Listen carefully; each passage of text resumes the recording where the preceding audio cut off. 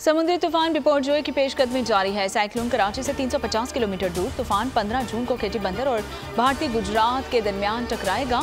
ठट्ठा और सजावल ज्यादा मुतासिर होंगे। बदीन में बारिश और तेज हवाएं। शहर कायद में भी हवाएं चल पड़ी। कराची में आज हल्की दरमियानी बारिश का इम्कान है और जुमेरात और जुमे को तेज बारिश मुतवक्के है। खारू ग्रेट में पानी की सतह मजीद बुलंद। डापनी और ड्राम में लहरें बिफर गईं। अब्दुल्ला डकार जई गोश का जमीनी राबता मुनक़ता। समुद्री तूफान के पेश नजर साहिली इलाकों से इन्हला जारी है। केटी बंदर को खाली करवा लिया गया है। समुद्री पानी DHA गोल्फ क्लब क्रिक क्लब की बाउंड्रीज से बाहर आने लगा है। सजावल में बारिश के बाद मकीनों में खौफ हरास फैल गया है। शहरियों की नकल मकानी। वज़ीर आला सिंध का मुख्तलिफ इलाकों का भी दौरा। इंतजामात का जायजा लिया। तूफान के पेश नज़र कराची के तालीमी इदारे बंद रहेंगे। इम्तिहानात मुलतवी कर दिए गए। हैदराबाद में भी पर्चे मुलतवी कर दिए गए हैं। नई तारीखों का ऐलान बाद में किया जाएगा।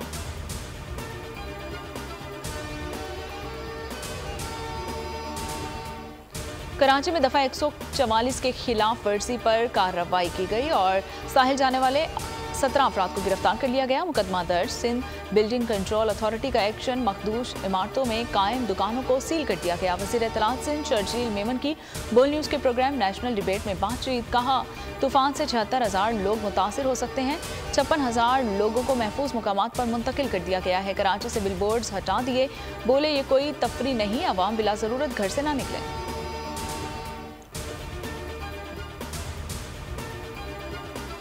पाक फौज इमदादी कार्रवाइयों में मसरूफ है। सिजावल और गुलाटजी में पनाह गजीन कैंप्स और टिबी इमदादी मराकज कायम कर दिए गए हैं। 1100 से ज्यादा अफराद कैंप्स में मुंतकिल।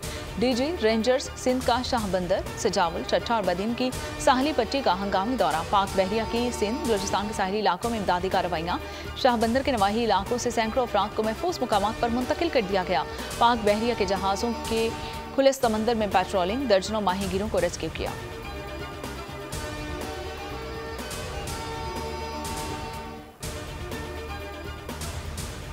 समुद्री तूफान के पेश नजर इकदाम। स्विट्जरलैंड गैस कंपनी का CNG स्टेशन और फर्टिलाइजेशन सेक्टर को गैस फराहमी आज से ताहुक्म सानी बंद करने का ऐलान। तर्जुमान के मुताबिक ज्यादा से ज्यादा गैस पावर सेक्टर को दी जाएगी। बिजली की फराहमी जारी रखने के लिए इकदाम भी किए जाएंगे।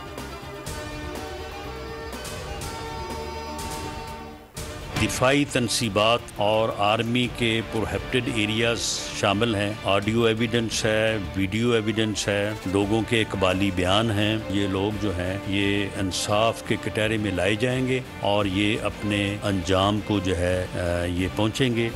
9 मई को पाकिस्तान पर कब्जा करने की कोशिश की गई। टारगेट फोर्स का मकसद 9 मई जैसे वाक़यात करना था। ये मुल्क पर काबिज होकर अपना एजेंडा मुसल्लत करना चाहते थे। वज़ीर दाखिला राना सनाउल्लाह की न्यूज़ कॉन्फ्रेंस। कहा शरपसंदों के खिलाफ कानून हरकत में है।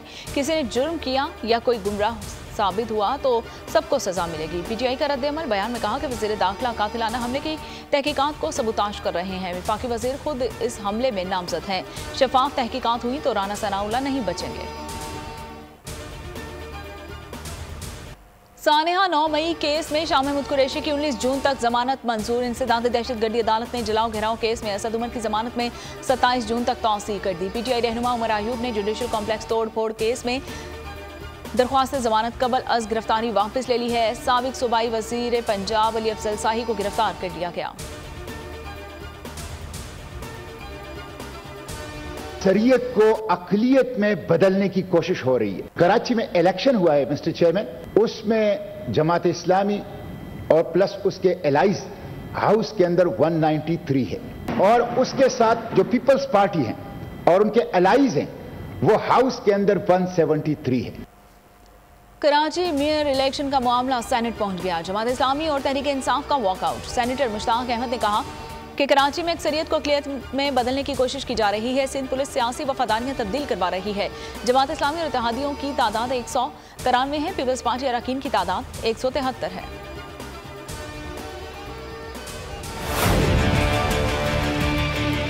अच्छा, मैंने कतई तौर पर यह नहीं कहा कि हाफिज नईम उर रहमान साहब कराची के नहीं है। कि NED से कागजात चेक करा लो, उससे पता चल जाएगा कि क्या नईम उर रहमान साहब कराची शहर के हैं या नहीं है। मुझे पता है कि वो उनकी पैदाइश इस शहर की नहीं है। पीपल्स पार्टी अपने तमाम फिस्ताई हथकंडों के बावजूद अपने मकासद में कामयाब नहीं हो सकी है, इसीलिए फ्रस्ट्रेटेड है और ये बता रहे हैं कि किसका पता कहाँ का है, किसका पता कहाँ का है।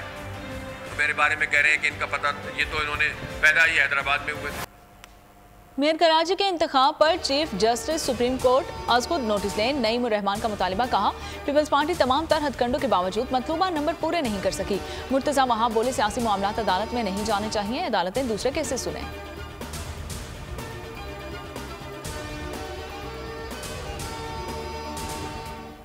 खुफिया दस्तावेजात लीक करने का केस, साबिक अमरीकी सदर डोनाल्ड ट्रंप गिरफ्तारी के बाद रिहा। डोनाल्ड ट्रंप को मियामी की अदालत में पेश किया गया। साबिक अमरीकी सदर ने इंतहाई खुफिया दस्तावेजात और दिफाई राजों पर मुश्तमिल कागजात साथ ले जाने के इल्जामात को कबूल करने से इनकार कर दिया।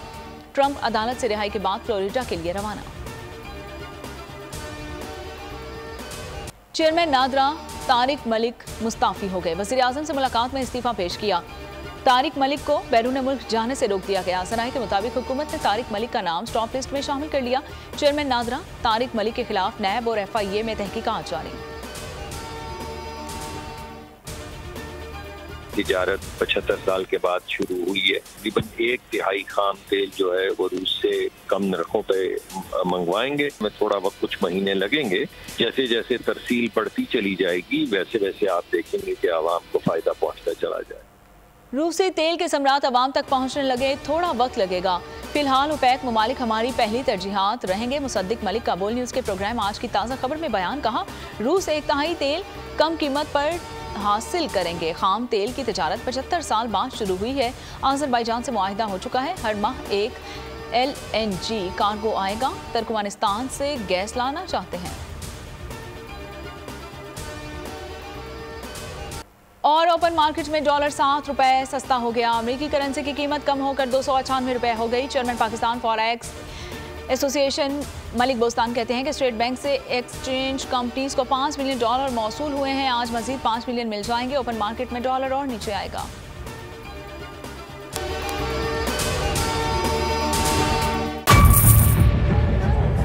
बजट 2023-24 की सबसे बड़ी ट्रांसमिशन बोल एक मर्तबा फिर सबसे आगे। वजीर खजाना की बजट तकरीर की सबसे बड़ी कवरेज 62% अवाम ने देखा बोल की स्क्रीन पर। Welcome back to the budget transmission. सबसे बड़े पैनलिस्ट और रिपोर्टर्स की बड़ी टीम ने बजट के लम्हे लम्हे की अपडेट से किया बाखबर अपनी अवाम को। गुजरात रजाक में यूँ कह रहा हूँ कि एक तरफ ये ख्वाहिश है कि लोगों को रिलीफ दी जाए, क्योंकि इलेक्शन सिर पर है, तो कोई ऐसा बजट दे जो पॉपुलिस्ट हो। क्योंकि बोल रखता है खबर के हर पहलू पर नजर। बोल है सबसे आगे, सबसे पहले। सब्सक्राइब करें और बेल दबाएं ताकि कोई खबर रह न जाए।